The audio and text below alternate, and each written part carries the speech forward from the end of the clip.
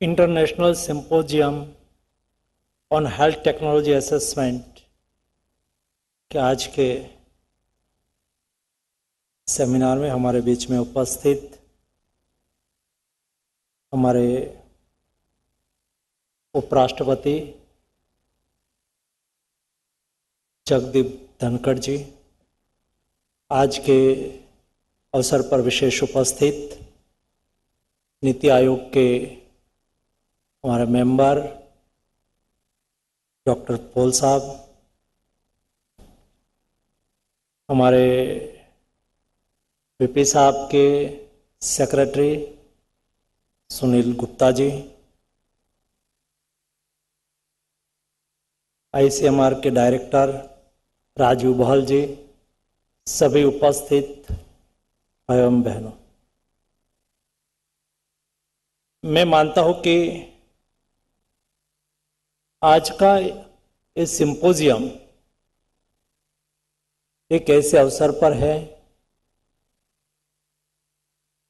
जिसमें हर समय कुछ न कुछ डिमांड लेके आता है। देश ने आजादी का 75 इयर्स पूर्ण किया है और अभी हम अमृत काल में हैं। Not only for low and middle income countries, but all countries now and today it's need that। इस स्थिति और हमारी डिमांड है कि देश और दुनिया में हेल्थ केयर अफोर्डेबल हो, एक्सेसिबल हो और सभी को मिले, इक्विटेबल भी हो। और इसलिए हेल्थ असेसमेंट बहुत आवश्यक होता है। नया रिसर्च, नया इनोवेशन हमारे हेल्थ सेक्टर को कैसे स्ट्रॉन्ग कर सकता है, हेल्थ सेक्टर को कैसे मजबूत कर सकता है, उसका असेसमेंट होना। कोई नई टेक्नोलॉजी डेवलप हो, कॉस्ट इफेक्टिव है, क्या हम उसको पब्लिक हेल्थ के लिए उपयोग कर सकते हैं? सरकार के लिए कोई योजना पब्लिक हेल्थ के लिए चली हो, उसका क्या आउटपुट है, उसको कैसे हम बेहतर इंप्लीमेंट कर सके, उसके लिए हेल्थ असेसमेंट ये बहुत आवश्यक हो जाता है। और इंडिया जैसी कंट्री जो इमर्जिंग कंट्री हो,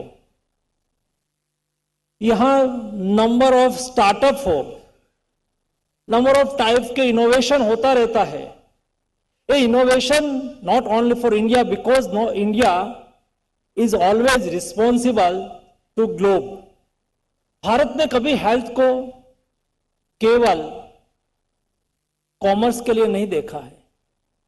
इंडिया के लिए हेल्थ या अदर टाइप ऑफ सब्जेक्ट है, इंडिया के लिए हेल्थ ये सेवा है। और इसलिए इंडिया में जो रिसर्च इनोवेशन होता है उसका ग्लोबली यूज कैसे हो सके। जैसा इंडिया ने कोविन ऐप डेवलप किया तो हमने उसको पब्लिक गुड बना दिया, क्योंकि दुनिया उसका उपयोग करे, डेटा एनालाइज करे, मेटा डेटा डेवलप करे। मेटा डेटा में आर्टिफिशियल इंटेलिजेंस का उपयोग करते हुए हम ऐसे आउटपुट पर जाए जिसमें देश और दुनिया की हेल्थ सुनिश्चित हो।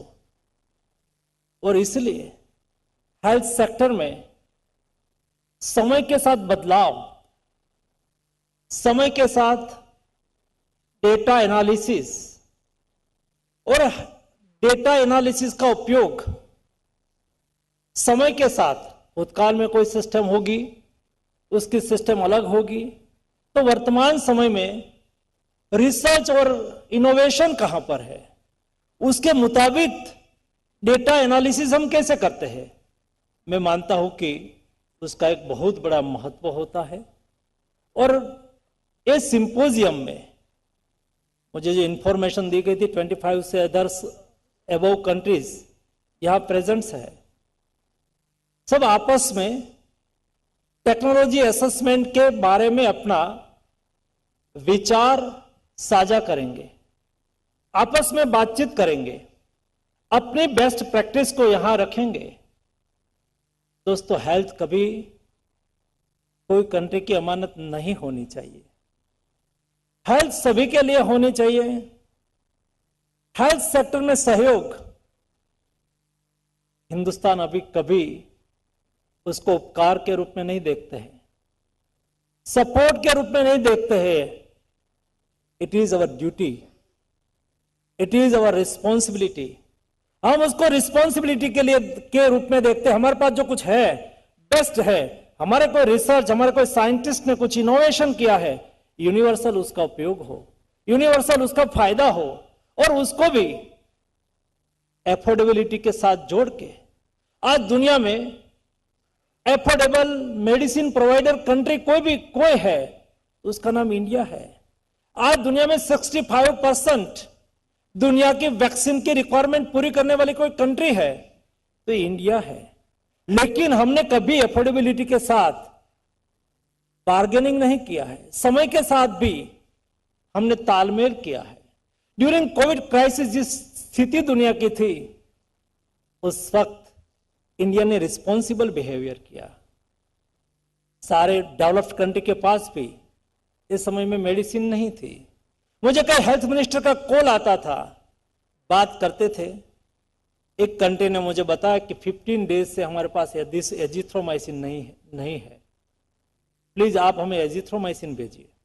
और उस वक्त उन्होंने ये भी कहा कि हमारे पास वेंटिलेटर है, हम आपको देते हैं। तब मैंने कहा था कि आपके पास वेंटिलेटर है तो अवश्य इंडिया को भेजिए, हमारी रिक्वायरमेंट है, हमें जरूरत है। लेकिन हम आपके साथ बार्गेनिंग नहीं करेंगे कि आप हमें वेंटिलेटर भेजेंगे तो ही हम आपको मेडिसिन देंगे। जी नहीं, आप प्लेन भेजिए, इंडिया आपको मेडिसिन सप्लाई करेगा। 150 कंट्री में इंडिया ने मेडिसिन सप्लाई किया during Covid crisis. But important things is it that India ने प्राइस हाइक नहीं किया। ये स्थिति थी, हम चाहते तो प्राइस ले सकते थे और दुनिया में वही प्रैक्टिस होती है। लेकिन मैंने जैसा कहा, हेल्थ कभी कॉमर्स नहीं हो सकता है। हमारा एथोस ने हमें नहीं सिखाया है। हमने 150 कंट्रीज में मेडिसिन सप्लाई किया लेकिन प्राइस नहीं बढ़ाया, दूसरा क्वालिटी के साथ बार्गेनिंग नहीं किया। ड्यूरिंग कोविड क्राइसिस हमने भी कई एडजॉइंट इंपोर्ट किए थे, दुनिया से हमने भी कई चीजें इंपोर्ट की थी। हमें अनुभव भी अच्छा बुरा दोनों रहा। आज भी उसका विवाद चल रहा है क्योंकि क्वालिटी के अनुसार सप्लाई नहीं थी, हमने उसको वापस भेजना पड़ा। दोस्तों, 150 कंट्री से और 83 कंट्री में हमने वैक्सीन सप्लाई किया। कहां से भी ये शिकायत नहीं आई है कि इंडियन मेडिसिन क्वालिटी मेडिसिन नहीं थी, इंडियन गुड्स क्वालिटी वाले नहीं थे। जिस चीजों का हमें इंपोर्ट करना पड़ता था या तो इंपोर्ट प्रारंभिक स्टेज में हमें इंपोर्ट करना पड़ा, कोई कोविड क्राइसिस में यूज होने वाली चीजों का, कोविड जब हाइक पर था और उससे आगे बढ़ा तब इंडिया एक्सपोर्टर बन गए, और वो भी अफोर्डेबल प्राइस के साथ। दोस्तों, यही भारत की विशेषता रही है। मैं मानता हूं कि हेल्थ टेक्नोलॉजी असेसमेंट के लिए बहुत आयामिक क्षेत्र में उसका उपयोग हुआ है, जो यहां बताया गया। आयुष्मान भारत योजना, उसका क्या इम्पैक्ट, हम यहां स्टार्टअप देख रहे थे। दोस्तों, स्टार्टअप यहां जो उपस्थित है, मेरा आपसे आग्रह है दोस्तों, नहीं केवल आप हेल्थ सेक्टर में स्टार्टअप लाके अर्थोपार्जन कर रहे हैं या तो आपकी इंडस्ट्रीज के रूप में आप देश को और दुनिया को प्रोवाइड कर रहे हैं। जी नहीं, आप दुनिया की बहुत बड़ी सेवा कर रहे हैं। कई लोगों का जीवन बचाने के लिए आपकी टेक्नोलॉजी यूजफुल हो सकती है। दोस्तों, देश और दुनिया की सेवा करने की भी एक अपॉर्चुनिटी है। हेल्थ सेक्टर में जुड़े हुए सब लोग हेल्थ सेक्टर में जो भी कंट्रीब्यूशन करेंगे, दोस्तों, ये मानवता का कार्य है। इस दृष्टि से हिंदुस्तान उसको हमेशा देखता है। अमृत काल में मेरे हिंदुस्तान के स्टार्टअप मेक इन इंडिया के तहत, आत्मनिर्भर भारत के तहत इंडिया के लिए तो कोई ना कोई असेसमेंट करके सुझाव देंगे ही देंगे, इंडिया का मॉडल बनेगा, लेकिन उसका यूज ग्लोबली हो। हम आजादी के अमृत काल में 25 साल में जब देश हिंदुस्तान आजादी का शताब्दी वर्ष मनाता हो, उस वक्त जिस गोल लेके प्रधानमंत्री जी ने हमें जिस गोल दिया है, हमें डेवलप्ड कंट्री बनना है, लेकिन डेवलप्ड कंट्री बनने की हिंदुस्तान की डिफिनेशन केवल शक्तिशाली नहीं होना है, हमें दुनिया के साथ सहयोग करके दुनिया के साथ हमारी क्षमता को साझा करना है, दुनिया के साथ हमें सहयोग करना है। क्या हम दुनिया को सहयोग कर सकते हैं इन हेल्थ सेक्टर में? स्टार्टअप के द्वारा हम हमारी शक्ति का यूटिलाइज करें और ऐसे ही सिंपोजियम के द्वारा आपस में विचार विमर्श के साथ म्यूचुअल कोऑपरेशन के द्वारा हम इंडिया और दुनिया का हेल्थ सेक्टर को स्ट्रॉन्ग करें, यही आप सबसे अपेक्षा है। धन्यवाद।